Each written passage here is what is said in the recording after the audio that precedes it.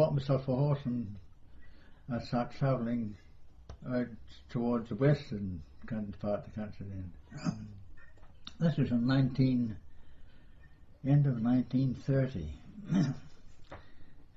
Towards the end of 1930. And I got, we got towards Baralaway, and I was talking to a fellow then. He said, "Oh," I says, "you fellas want a job, you take a job roving." I said, "Oh, I'd love to have a job roving." He said, "Well, I know a man who has wants some boys," he says, "to take cattle down towards the Victorian border. Would you like that?" "Oh," I said, "Do me fine. I'd love to have that." Anyway, I got from the other side of Bohemia Downs, and there's a little post office there. Nowadays they have a bit of a village there, I think, but they only had a little post office there. And I said, "Well, I'm going to stop here and write a couple of letters home." So they stopped. That cover was me. A young fellow, the same age as me. And I said, "Well, we'll go on off in the morning." I said, "I'll write a couple of letters home and put it in the post office." Anyway, did that. Anyway, that evening, the old postmaster came running across. "He heard the news. He heard the news." I said, "No, how would we hear any news?" I said, "We're right here in the bush and one thing." And I said, "I just get word over the phone that said we find gold at Cracow." And I said, Well, I said, "Who is this room in Cracow?" Oh, it's about 60 miles or so the other side of Taroom." And I said, "Taroom?" I said, "Where's Taroom?" "Oh, it is 107 miles approximately from here, in the same direction as where Cracow is." And I said, "Oh, yeah." Well, that night I thought, I'll see I read that many books on, gold fields and that, and when I was young. I must see what this gold field's like. So I said to my couple, I said, "I'm not going droving. I'm going to go down to the gold field." Because he said, "Oh, I'll go droving, I want the money." So the next morning I started off, and the road was only a track. The road, it wasn't a road. I reckon it wasn't a road in my idea. Just a track, wheel track. And the first day I rode 50 miles before I struck a house. It was Courier Station. 50 miles. Anyway, I said, it was a big tank there of water, and I said, "Well, I'll stop here tonight," and built a fire and put the billy on, and went over to the station, got some tea and sugar off and a bit of meat. Got some fresh meat and a bit of corn meat off them. That knows you could do that, like the government paid them a certain amount for people travelling, which I did. I cooked some steak for myself and that, and made a few scones for the next day. And the next day I travelled about the same amount of miles again, another 50 miles, and I got in a station called Gwombegoyne. It must be an Aboriginal name, Gwombegoyne. So I stopped there that night.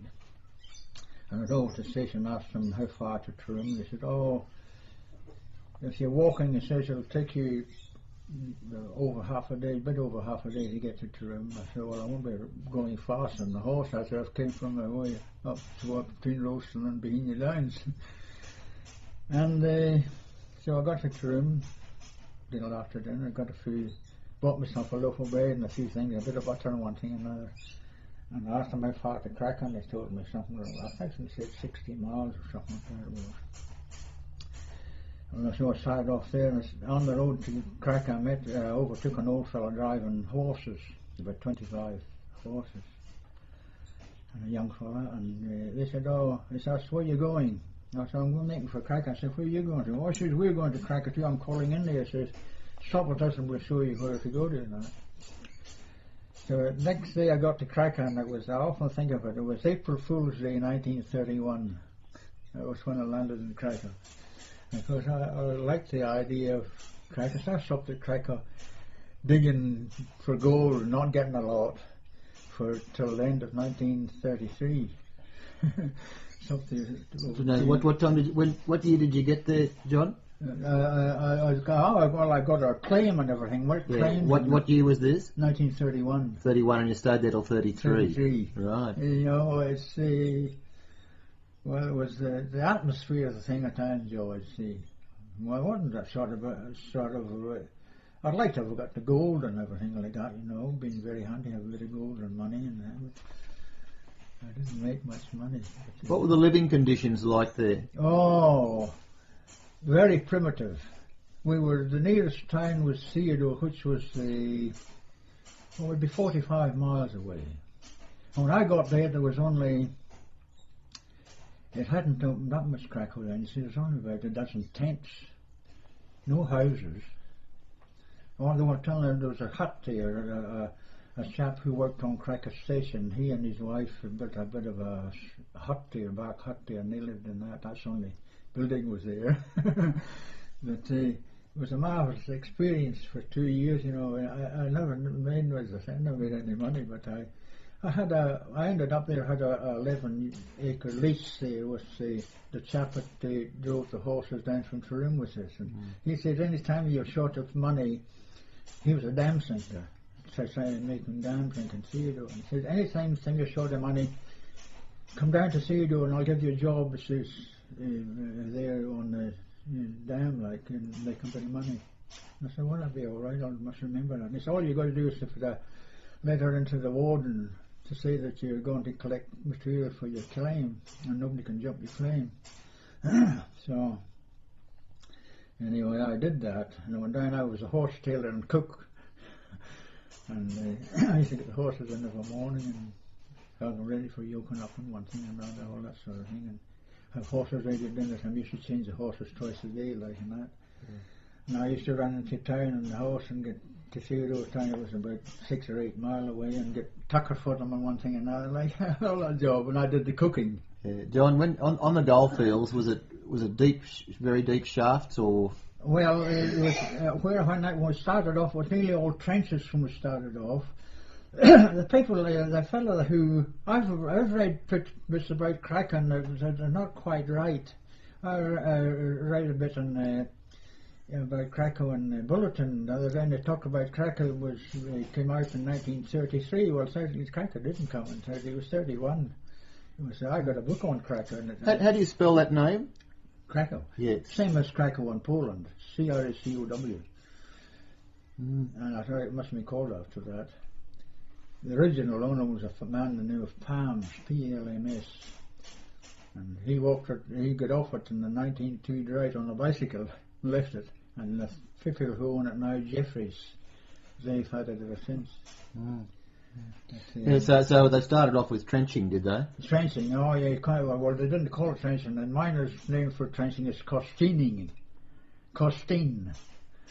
And of course we've all trenched all over that, did a lot of trenching. I got about a few bits of gold and dolly quartz. So then they went down, did they? I went down about 20 or 30 feet in mine and did a bit of fossing and that, and the last lot I had, that was a 11-acre lease. And this the fellow that did the odd jobs for, his name was Wilya, it's a French name, Wilya. And he was married to an Irish woman, Terima. I knew them pretty well, like.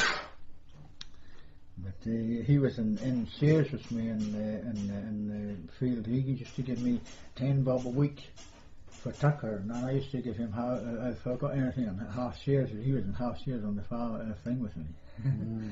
But, so you went into the horse tailoring and horse tailoring and cooking for about about a month or 6 weeks with him, and got a bit of dough, and then I went back again. The call of the gold, eh? The call of the gold. It was a wonderful experience. Yeah. No money out of it. As I said, I got a bit about half an ounce piece, and I got I can show you that. What numbers were on the fields, do you think? Oh well, there was, when I went there, I don't suppose there'd be any more than 50 people altogether. But when I left there was thousands of people. They had the town surveyed. And I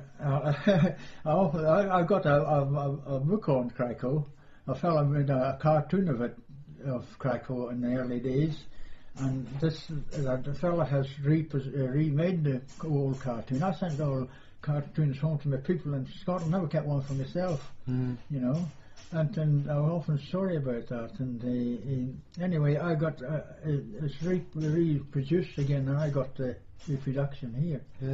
And it tells you about all the old people that were at Cracow. I knew all the people that's in the blooming place at all. They got the miners who were there, like right up to 33 and that, like, and some were shopkeepers then that started, like, and they surveyed the town. Now, the funny part about it was that before I left, before the town was surveyed, there was an old fella came up from Sydney, and a old fella named Dunson. He had been done mining in South Africa and that. He was an old man, he was a builder, and he wanted to share in the mine. I said, there's not much in it yet. I said, shit, I'm following the leader down, about a 4-inch leader down. I said, and I'm down a bit, but I said, I've been dollying it a bit, but I got a little bit of gold in that, and I showed him, gave him a few samples and that, and he looked and said, oh, that's all right. So you wouldn't mind having a share in your mine. Well, I said, I own half share. I said, how about give me half of your share? And I said, oh yes. And he said, I'll pay all the expenses, and the other fellow won't have to pay anything. He said, I'll give you £1 a week. Well, that was a lot of money. I was getting twice the money I was getting from Wilya. So that's what I did, and I worked out for a while. And was it quartz mining? Was it quartz? Yes, all quartz. Oh yes. Did they have a crusher there? No, they had yes. Well, as I'll show you the book here, and you may be able to get a copy of it from someone too. In 1932, there was a fella who had a